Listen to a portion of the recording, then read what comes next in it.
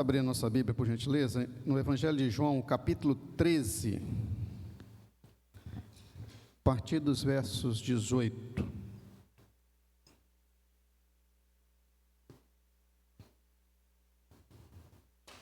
Que bom estarmos juntos nessa manhã.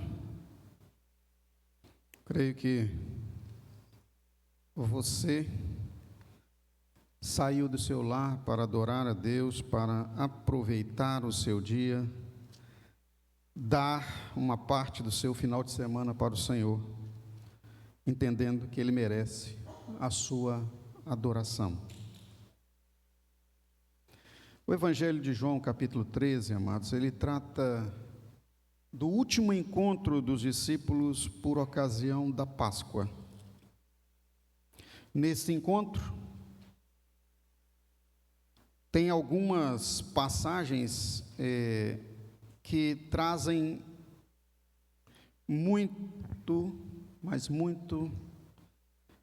vamos dizer assim, muita luz ao entendimento do propósito de Cristo em tratar os seus discípulos e a nós.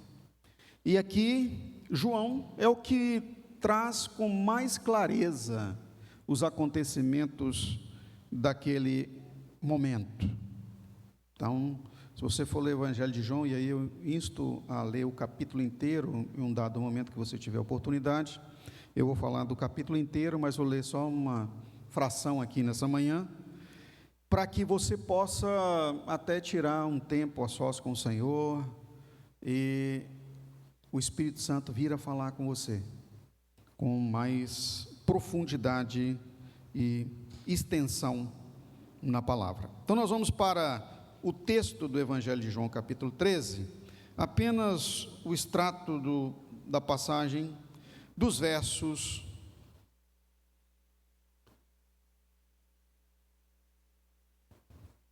a partir do verso 13, um versículo aqui, e depois eu vou pular para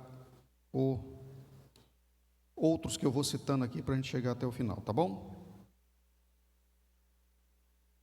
Primeiro, a parte que Jesus lava os pés dos apóstolos. Verso 13, ele diz assim, olha: vós me chamais mestre e Senhor, e dizeis bem, porque eu sou. Diga todos juntos: eu o sou. Opa, amém, irmãos? Todos juntos, hein? 1, 2, 3 e... eu sou. Muito bem. Agora, verso 21. Tendo Jesus dito isto, turbou-se em espírito e afirmou, dizendo: na verdade vos digo, que um de vós há de me trair. Então, os discípulos olharam uns para os outros, duvidando de quem ele falava. Ora, um de seus discípulos, aquele a quem Jesus amava, estava reclinado no seio de Jesus. Então Simão Pedro fez sinal para este, para que perguntasse quem era aquele de quem ele falava. E inclinando-se ele sobre o peito de Jesus, disse-lhe: Senhor, quem é? Jesus respondeu: é aquele a quem eu der o bocado molhado. E molhando o bocado, o deu a Judas Iscariotes, filho de Simão. E após o bocado, entrou nele Satanás. Disse-lhe, pois, Jesus: o que fazes, faze-o depressa. E nenhum dos que estavam assentados à mesa compreendeu a que propósito lhe dissera isto. Porque como Judas tinha a bolsa, pensavam que Jesus lhe tinha dito: compra o que nos é necessário para a festa, ou que desse alguma coisa aos pobres. E tendo ele tomado o bocado, saiu logo, e já era noite. Podem sentar, por gentileza.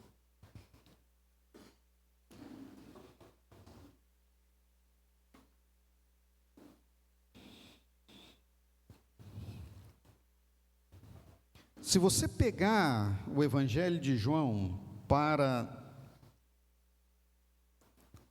averiguar os procedimentos e o ensino de Jesus durante a ceia, você vai ter que ler do Evangelho de João, capítulo 13, até o final do 17, capítulo 17, quando Jesus faz a oração pelos seus discípulos, e nós encontramos aquele versículo maravilhoso, que nos traz entendimento de como Deus orou a nosso favor, em João capítulo 17, versículo 21,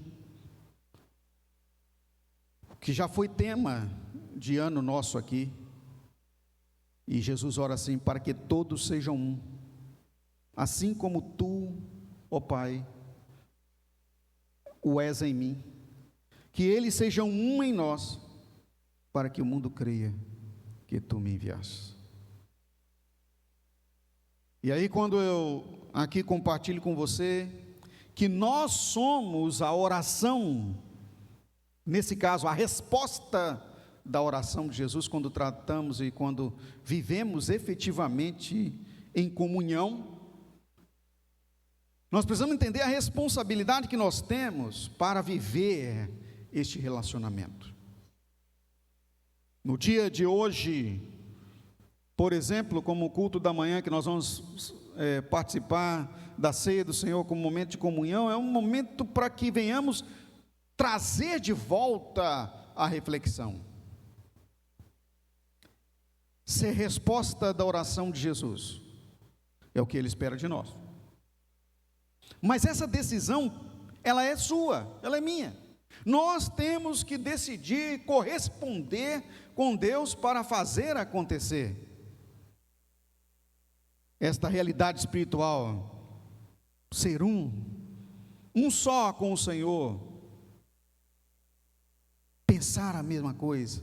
Paulo nos alerta acerca desses pensamentos, quando ele fala na carta aos Filipenses, que nós temos que pensar nas coisas que são do alto. Então, nessa manhã eu quero aqui compartilhar com você, dentro dessa passagem de João, capítulo 13, no extrato que nós acabamos de tirar aqui, dos versos 21 a 30, que Jesus, sendo Deus, decidiu se relacionar conosco.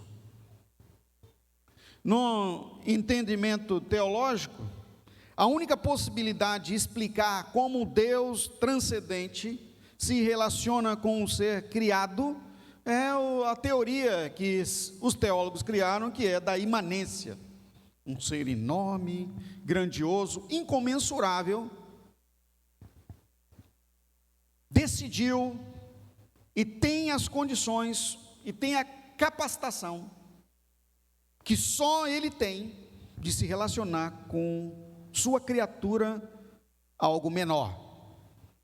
Eu já trouxe aqui essa analogia um tempo atrás, de que quando nós olhamos, por exemplo, um ser pequenininho, por exemplo, as formigas, não dá aquela curiosidade de você saber como é que vivem. Quando é criança, então adolescente, né, você fica olhando, pega uma formiga, prende a formiga, faz maldade com a formiga, misericórdia, não é? Dá vontade de entrar no buraquinho dela para saber como é que é. Algumas escolas têm aquele formigueiro num vidro, né, que você consegue ver um corte, ou agora, hoje em dia, nós temos essa possibilidade na internet, você pode buscar isso, mas jamais você vai conseguir se tornar uma formiga, pensar como formiga, imaginar, conversar como uma formiga e viver como uma formiga. Nós não temos a capacidade da imanência, ou seja, se relacionar com o menor, e nenhum de nós somos capazes de criar uma formiga. Não, Deus, além de criar, Ele ainda se relacionou com o ser humano. Aqui eu estou colocando a nossa analogia como se fôssemos uma formiguinha, mas é muito mais. Nós sabemos que na criação, Deus, o Pai, o Filho e o Espírito Santo, como ser pleno, Ele diz: façamos o homem conforme a nossa imagem, a nossa semelhança. É uma expressa imagem de Deus, mas ele decidiu relacionar-se com essa criatura, esse ser, e não só decidiu, como também deu-lhe a oportunidade de ser filho. Em João capítulo 1, versículo 12, mas a todos quanto receberam, aos que creem no seu nome, deu-lhes o poder de serem feitos filhos de Deus. Além dele se relacionar, criar a ambiência da comunhão, ele abriu a porta para que pela porta possamos passar e nos tornar família de Deus. Então esse privilégio, quer dizer, é enorme, e nós temos que tratar deste privilégio e trazer a nós essa compreensão como importantíssima e necessária para a nossa convivência como discípulos de Jesus. Se não entendemos dessa forma e não vivemos dessa forma, nós vamos ser apenas assistentes de culto, apenas participantes, hora ou outra, da relação e comunhão com os irmãos, mas não vamos entender propriamente o que é ser filho de Deus. E aqui nessa manhã, nós temos a oportunidade novamente de trazer reflexão. Veja, domingo passado eu compartilhei aqui sobre a oportunidade que a unção nos permite sermos participantes dos planos, dos projetos e da vida em Deus. E eu falei aqui exatamente sobre Judas Iscariotes. Quanto ele não aproveitou a oportunidade. Mas hoje nós vamos olhar para a mesa, aonde Jesus estava com os discípulos, e verificar se nós também não estamos chutando fora a oportunidade que Deus tem nos dado. Porque não basta apenas estar à mesa, você tem que ser participante à mesa. No caso aqui, nós vemos que Judas sentou à mesa com Cristo, mas ele não viveu com Cristo. Ele não quis, ele decidiu ter o seu próprio propósito, a sua própria visão das coisas. E aqui, irmãos, a visão de Cristo era de amar e cuidar de cada um deles e de toda a humanidade, porque esse, desde o início, era o interesse e a visão de Deus. Mas de Judas não, a de Judas era cuidar do seu próprio propósito, do seu próprio eu. E quando falamos da unção na comunhão, nós estamos falando de amor e cuidado com os outros.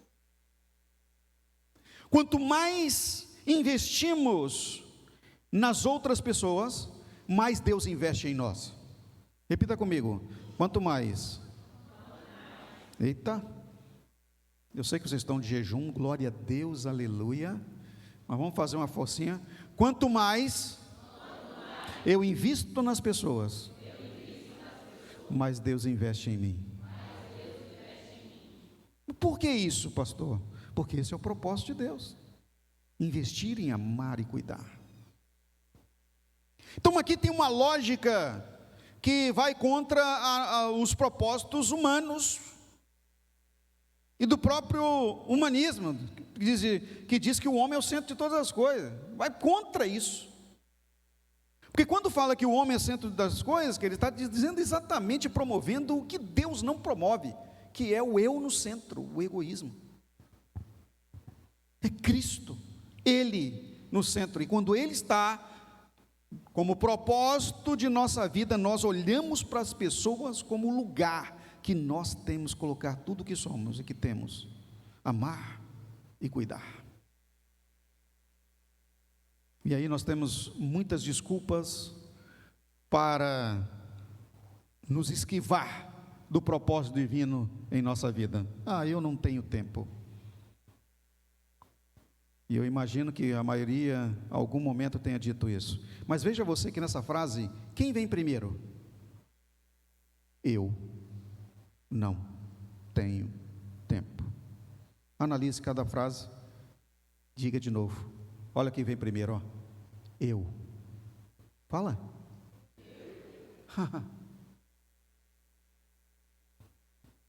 Eu. Veio primeiro. Em Mateus capítulo 6, verso 33, a palavra de Deus nos alerta porque nós devemos buscar em primeiro lugar o reino de Deus. Então não é primeiro lugar o seu reino, as suas coisas, não. Outra, eu não tenho tempo, eu não tenho dinheiro. Eu, de novo. E nós precisamos de dinheiro para fazer as coisas no reino de Deus? Não, Ele já tem todos os recursos. A palavra de Deus em Sofonias diz que dele é o ouro e dele é a prata. Também as Escrituras dizem que tudo é dele, do Senhor é a terra. Do Senhor é a terra, a sua plenitude, o mundo e os que nele habitam. Tudo é de Deus, inclusive você, querendo você ou não, sabendo disso ou não, você é de Deus. Repita comigo: eu sou de Deus. Olha o cuidado aí, eu sou de Deus. Viu aí? Olha o problema até da nossa comunicação, das nossas palavras, tudo nós colocamos eu na frente, eu acho, eu penso, eu imagino, eu gostaria, eu não sou, eu não quero.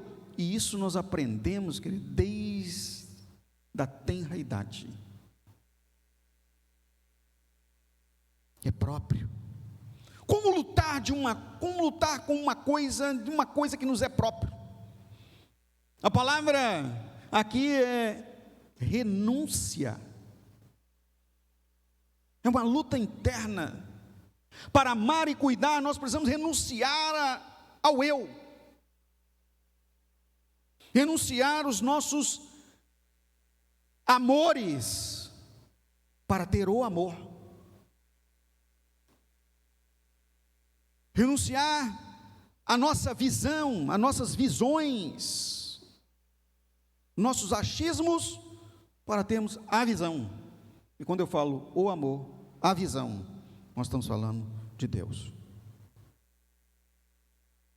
Quando Jesus senta à mesa com os discípulos, aqui no Evangelho de João, o capítulo 13, dos versos 1 até o verso 20, acontece uma das ocasiões mais lindas da Bíblia, quando ele pega uma bacia, enche com água, passa uma toalha em volta da sua cintura e passa a lavar os pés dos apóstolos. Alguns recusaram, entre eles Pedro. Pedro disse: Senhor, não vai me lavar os pés. Jesus disse: se eu não lavar os pés, você não tem relacionamento comigo. Aí ele disse: não, lava os pés, lava o corpo todo. Era um exagerado.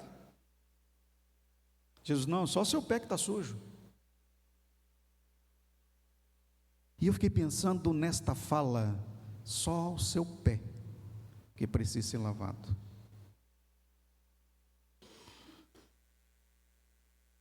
E Jesus focou no lavar os pés.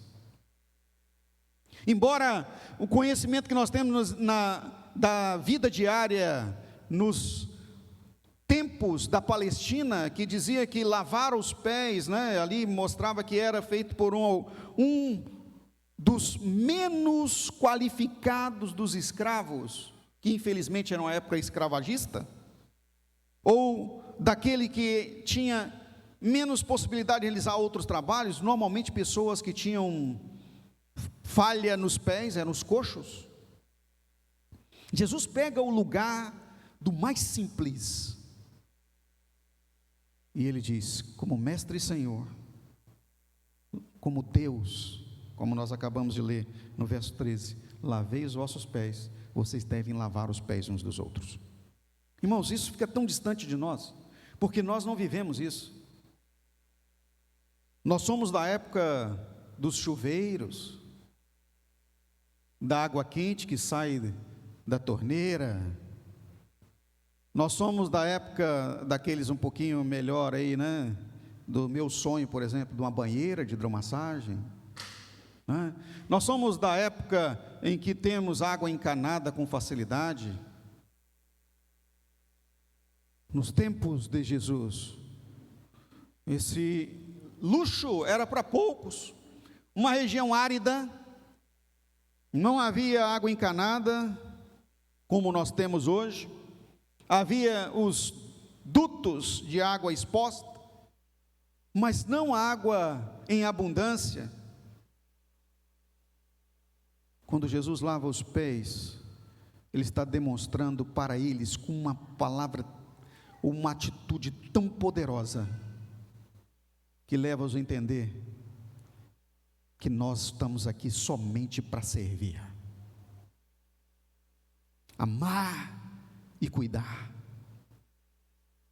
Quando Jesus fala para Pedro: olha Pedro, só está sujo os pés, é porque exatamente nós podemos trazer como figura aqui, irmãos, as decisões que nós tomamos, para onde nós seguimos, para onde andamos, como inclinamos as nossas ações. Nossas decisões são tomadas e nós caminhamos, direcionamos a visão e realizamos, independentemente de Deus. É que nós podemos aqui traduzir para entendimento: nós precisamos, antes de ir, antes de obedecer a Deus, antes de tomar as decisões, mesmo que elas ainda tenham a palavra como direcionamento, mas para não errar e para não estar à mesa com Ele de forma equivocada e não preparada, temos que lavar com água a direção de nossa vida, porque com os pés é que nos dirigimos. A pergunta de Deus para nós nessa manhã é: para onde nós estamos indo? Estamos indo na direção que Ele nos comanda, e não só indo, mas indo da forma como tem que se ir, lavados, remidos no sangue do Cordeiro que é Cristo. Essa é a nossa caminhada o tempo todo, irmãos.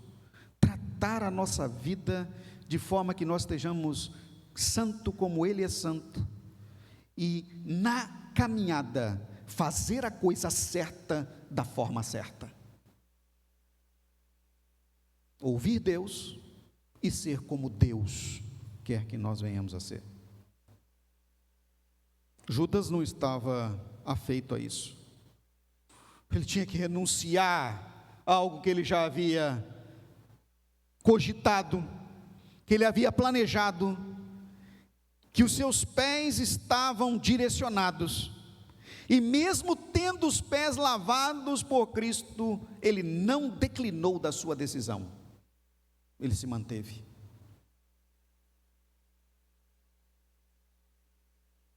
Entenda você que o texto que nós acabamos de ler aqui, de João, capítulo 13, versos 21 a 30, mostra que quando Judas pegou o bocado de pão molhado, que era molhado no vinho, e eu já trouxe isso aqui algumas vezes, vou voltar a repetir porque às vezes nós esquecemos. Nos dias de Jesus, e especialmente naquele tempo da ceia, quando as famílias se centravam, comumente recebiam em seu seio de celebração uma pessoa importante, às vezes um convidado, ou alguém da família que era distante, ou uma pessoa que eles consideravam importantes, eram convidados para participar. O bocado de pão molhado no vinho era dado, vocês estão lembrados aqui que eu já disse isso várias vezes, aquele que era considerado a pessoa mais importante assentado à mesa. E aí eu sempre gosto de fazer uma figura de como aconteceu, eu fico imaginando como aconteceu naquela hora, todos eles esperando quem vai receber o bocado de pão molhado no vinho. Alguns, vamos imaginar aqui Pedro, por exemplo, depois de lavar os pés, tal, ele se achava, eu me imaginando, a Bíblia não fala isso, sou eu que vou receber o bocado de pão molhado. Outros pensavam, não, talvez vai ser André, que foi o primeiro que Jesus chamou. Vai ser João, olha lá, João, desculpa aí o termo, mas fica ali inclinado no peito de Jesus toda hora, abraçando Jesus, beijando Jesus. Vou usar um termo aqui bem chulo, é um puxa-saco de Jesus. Olha lá, Jesus não vai ter como deixar de dar a ele um bocado de pão molhado no vinho. Desculpa o termo, tá, irmãos? Mas não é isso que a gente usa por aí? Mas quando Jesus fala de traição, Espera aí, estava tão bom. Você imagina, irmãos, que ambiente legal, né? Estar sentado à mesa com Jesus, depois dos preparativos, não é? Depois da entrada triunfal com a mulinha, depois de tudo quanto aconteceu, hosana ao que vem em nome do Senhor. Imagina um negócio desse. Agora vem uma conversa pesada dessa, depois de lavar os pés, um de vocês vai me trair. Uau, acabou. Aquele ambiente ficou burro.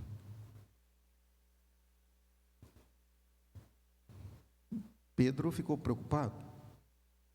Nós acabamos de ler aqui, ele falou assim, não dá para perguntar para Jesus aqui, porque Jesus não vai me responder, depois de me dar aquela lambada de lavar os pés, não vai me responder isso. Nenhum dos outros tiveram a curiosidade que Pedro teve, até para ver assim, será que depois daquilo lá, ele ainda vai me entregar um bocado de pão molhado? É melhor dar uma perguntinha. E João estava bem pertinho de Jesus. Aqui, irmãos, eu quero dizer para você que quanto mais perto de Deus nós estamos, mais nós temos acesso aos mistérios, aos segredos divinos. Pedro reconheceu que só João era capaz de perguntar isso. E muitos irmãos, quando nos veem também muito perto do Senhor, são aqueles que entendem que você tem condição de falar de coisas mais aprofundadas com Deus, e aí te pede oração, te pede que você ajude, te pede uma palavra, te coloca para levar alguma coisa importante para frente, no que diz respeito ao reino de Deus, porque sabe que você tem condição de falar mais aprofundado com o Senhor.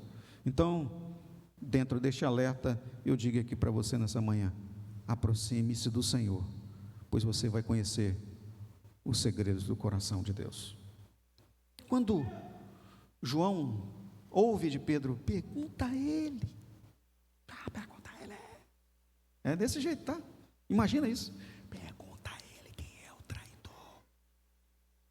João se aconchega mais próximo de Jesus. Pois não, meu filho, fala o que você quer. Quem é que vai te trair, Senhor? O que você acha que seria a resposta que João esperou? Fulano de tal. Jesus, não. A quem eu der o bocado de pão molhado. Acabou com João, eu imagino. Pensa você agora. Primeira coisa, ele pensou, não seja eu não sou mais importante. Eu acho que até ele deu uma afastada de Jesus assim, falando, não, eu não. E aí eu imagino que João entrou numa crise. Será que é meu irmão? Tiago, não pode ser. Será que é Pedro? Não? Ele ficou tão em choque que ele não conseguiu responder para Pedro. E as coisas andaram. E o bocado de pão molhado, você já sabe, foi parar nas mãos de Judas Iscariotes. E Judas ficou com um bocado de pão nas mãos. Eu imagino a crise que Judas ficou também. Eu sou mais importante, sou o traidor. Termino a traição, não termino a traição. Realizo, não realizo.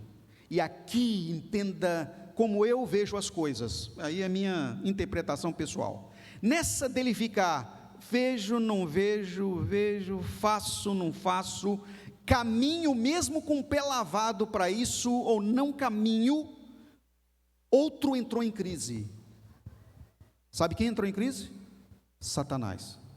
Isso no que eu entendo. Porque Satanás não sabe de todas as coisas. Ele não é Deus. E aí na cabeça do próprio diabo, eu fico imaginando essas coisas. E agora? Ele vai ou vai recuar?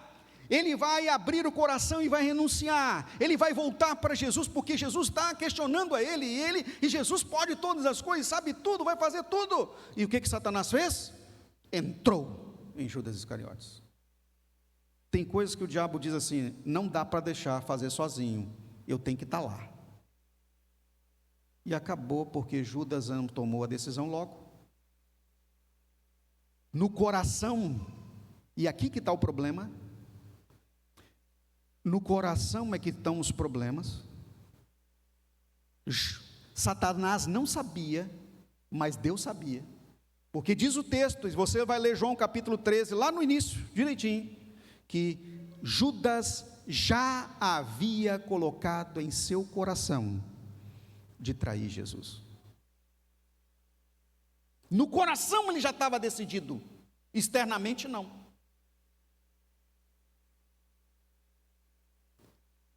E aqui eu quero abrir um parênteses para você, de algo maravilhoso que aconteceu no reino de Israel, quando Saul era rei.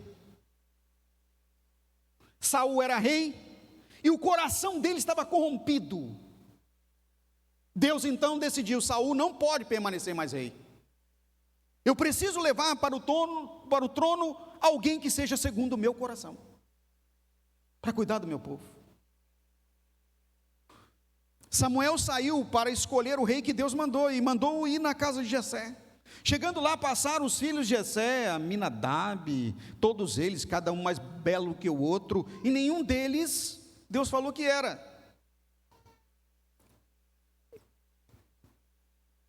E Samuel já estava, tipo assim, frustrado, mas peraí, cadê os outros? São só esses filhos aqui? Não, tem um. Mas é o mais novo, está lá cuidando das ovelhas, traga ele aqui. E aí o que nós percebemos é que assim, então vamos comer, porque a comida está toda preparada. Não, ninguém vai comer enquanto ele não chegar aqui. Irmãos, e não pensa você que era como no fundo do quintal da sua casa, a 200 metros, não. Davi estava cuidando das ovelhas na montanha. A Bíblia não fala quanto tempo isso demorou, mas eu imagino o silêncio que ficou na casa, todos esperando chegar aquele menino sujo, imundo, maltrapilho, lá do meio das ovelhas, fedorento de carneiro, para tomar banho, se arrumar, vestir, para sentar à mesa. Até que chegou. Imagino a visão, porque nós sabemos, irmãos, que os profetas, eles têm um voto diferenciado, não é? Um cabelo grande, barba sem cortar, uma roupa de peles, um cajado nas mãos. E quando Samuel olha para Davi, ele vê o que a Bíblia diz, um menininho, ruivinho, de semblante gentil, mas quando Deus olha dentro do coração de Davi, ele vê o coração de leão. Pega-se um chifre com óleo, derrama sobre a cabeça do menino, você é rei de Israel. É todo mundo, esse menino. Samuel explica, Deus não olha como o homem que vê a aparência, Deus olha o coração. E você é rei de Israel. Um menino que foi capaz de colocar um gigante no chão, com uma pedra. O que Deus olha, Deus vê o coração. O coração de Judas era corrompido. O diabo não sabia, então entrou nele. E aí Jesus diz para o diabo à mesa, o que você tem que fazer, faça-o depressa. Jesus não fala para Judas, Jesus fala olhando para Satanás. Agora, os outros ainda sem ver nem o diabo, nem ver coração, nem ver aparência, continuam olhando para a aparência. Ah, é claro.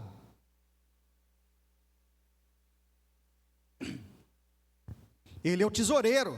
Nosso Deus é inflável. Ele é o tesoureiro.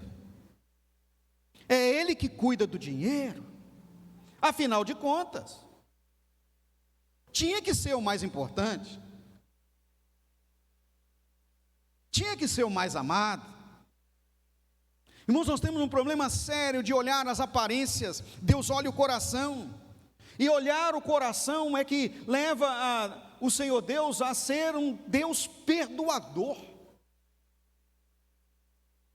facilitador de relacionamentos, aproximador de propósitos. É o nosso Deus. E quando Deus olhou para você e te chamou, Ele viu o seu coração. Ele quer cuidar de você. Mas sabe quem tem que ter maior interesse de cuidar do coração? Você mesmo, eu mesmo. O nosso coração, queridos, em muitas vezes ele é inclinado para o que não deveria ser, impulsionado para não doar. Lembra aqui que eu falei na semana passada, né? A questão do prefixo per, né? Lá na química, quando uma molécula ela chega no seu ápice, ou seja, ela está no seu máximo, tantos átomos entraram lá, né? Que ela chegou no máximo, ela leva, aquela molécula passa a ter um prefixo chamado per, né? O per. Então, o cloreto passa a ser percloreto, manganato passa a ser permanganato, porque encheu de átomos e chegou no limite. O clorito passa a ser perclorito. Estão entendendo isso? A mesma, primeiro prefixo que nós traduzimos para a nossa linguagem. O que é feito para ser potencializado precisa o quê? Ser perfeito. Não é isso? O per está na frente do feito, passa a ser perfeito. O que era feito precisa ser muito bem feito, perfeito. O que se pode fazer passa a ser permitido, porque está aberto. O fazer bem feito fica fazer ou fazer de novo, melhor, fazer melhor. E aí chega na questão de ser amor, que é Deus em nós realizando. E amor é doação, é dar. Dê e de volta você vai ter, medida recalcada e tal. Só que potencializado é perdoar, é dar o máximo, é perdoar, é abrir mão do seu eu, para que o outro seja recepcionado, tratado, mesmo que possa vir a falhar. É o que Deus faz conosco, Ele nos perdoa mesmo falhando. É o amor ao máximo de atitude. Deus nos impulsiona a perdoar.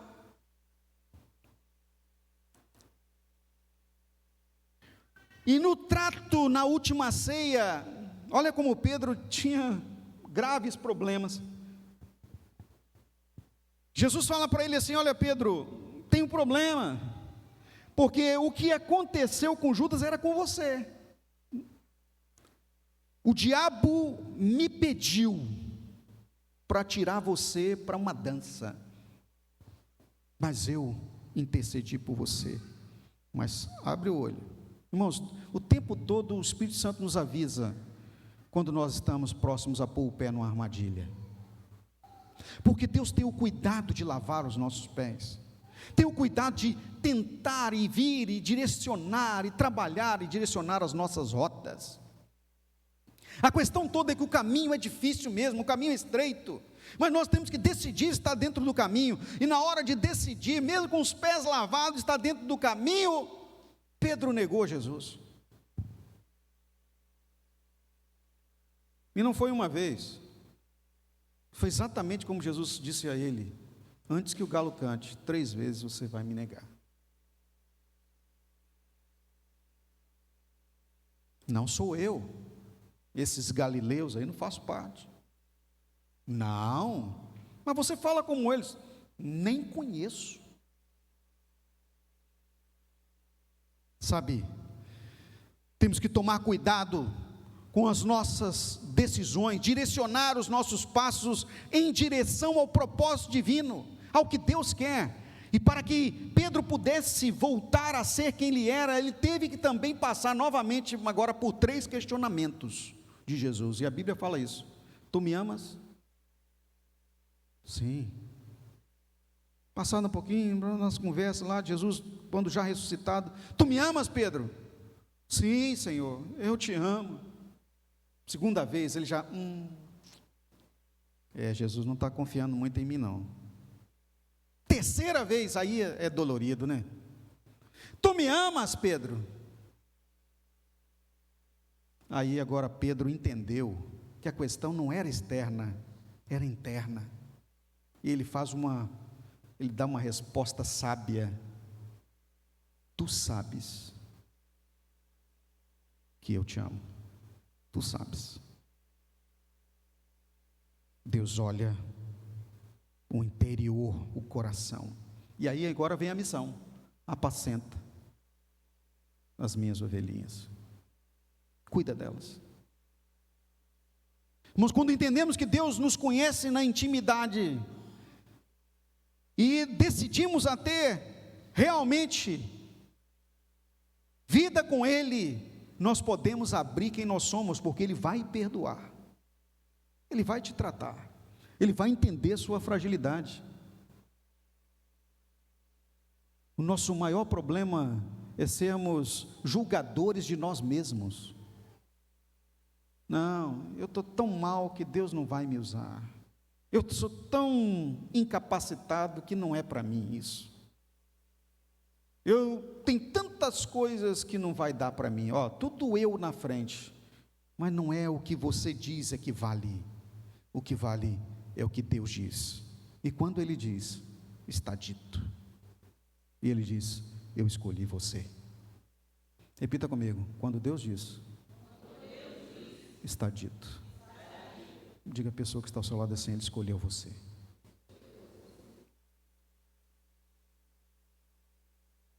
Quando temos unção nos relacionamentos, na comunhão, queridos, também nós temos a revelação dos segredos do coração.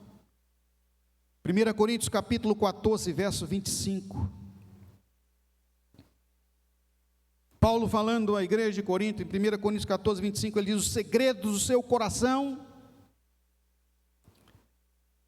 serão manifestos. Olha aí.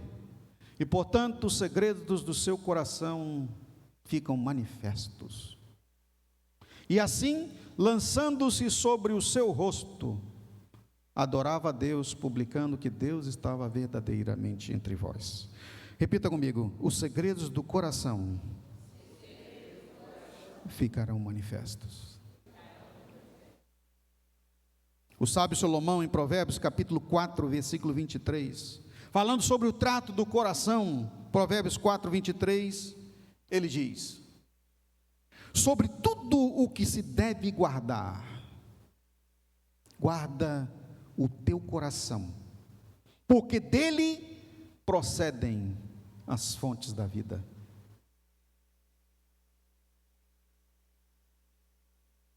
Não se preocupe apenas com o seu exterior, mas especificamente com as suas emoções, com a sua consciência, com os seus sentimentos internos.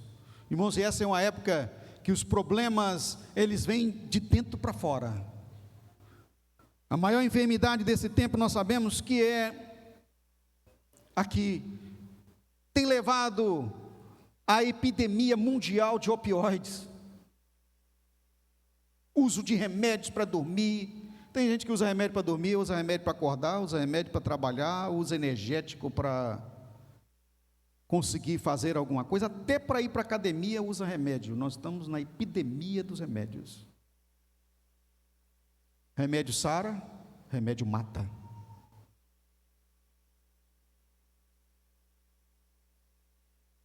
Mas é do coração que provém as coisas. As maiores doenças, elas são psicossomáticas, ou seja, ela vem de dentro para fora. A depressão tem tomado conta de inúmeras pessoas e dentro da igreja. Para dormir, precisa de remédio. E eu tenho um segredo para você. Quer dormir? Vai ler a Bíblia e orar para você ver. Dá um sono. Você pode estar de dia. Se você for ler a Bíblia, você cai num sono terrível. Quem não dorme, lê a Bíblia, irmão. Leia, que você vai dormir. Quando você menos escutar, você vai estar, menos perceber, você está babando em cima da letra da Bíblia lá. O Senhor é meu pastor.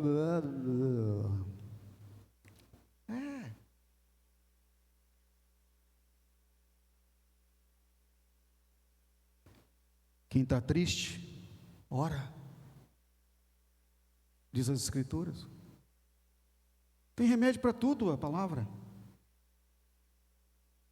Mas as facilidades que nós temos aí do mundo,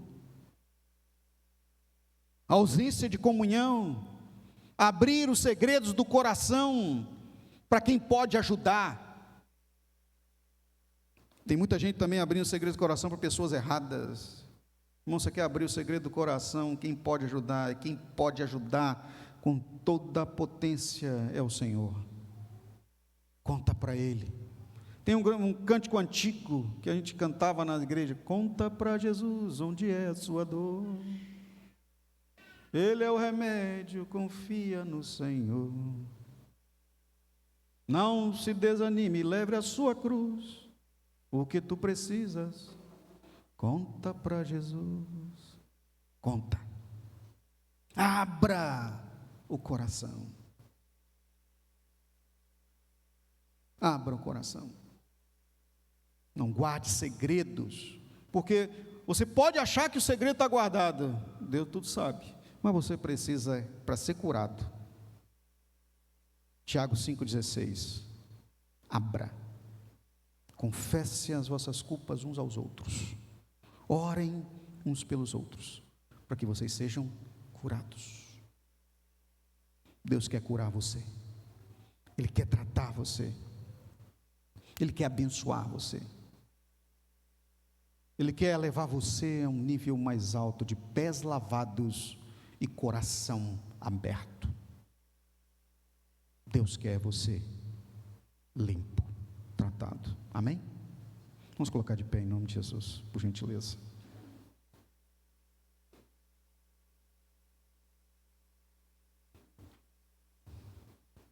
Pés lavados, coração aberto. Curva sua cabeça, Senhor, em nome de Jesus. Nesta manhã, nós estamos diante do Senhor, refletindo como filhos, como filhas, o cuidado do Senhor conosco. Nos ajuda, Deus, a ir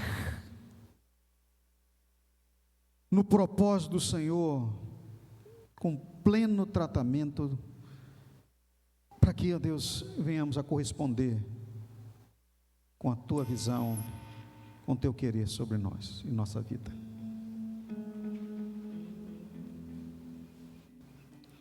Hoje, nós estamos aqui, Senhor, para celebrar a Ti, comungar com o Senhor,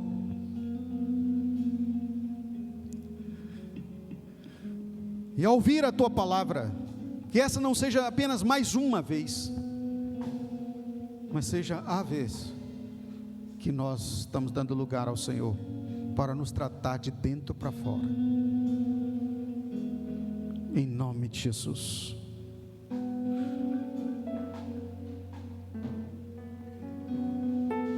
Nós vamos participar da ceia do Senhor, queridos, e eu quero que você mantenha a sua cabeça curvada, olhe para dentro de si, só você pode fazer isso, e junto com o Senhor, compartilhar com Ele as realidades dos enfrentamentos que você tem tido, e dizer para Ele: Senhor, eu preciso de ajuda, eu preciso do Senhor. Nesta hora, Deus, nós consagramos a Ti os elementos da ceia, pão e vinho. É o pão que representa o Teu corpo e o vinho que representa o Teu sangue derramado. Muito obrigado por nos dar a oportunidade nessa manhã de estarmos aqui, em nome de Jesus.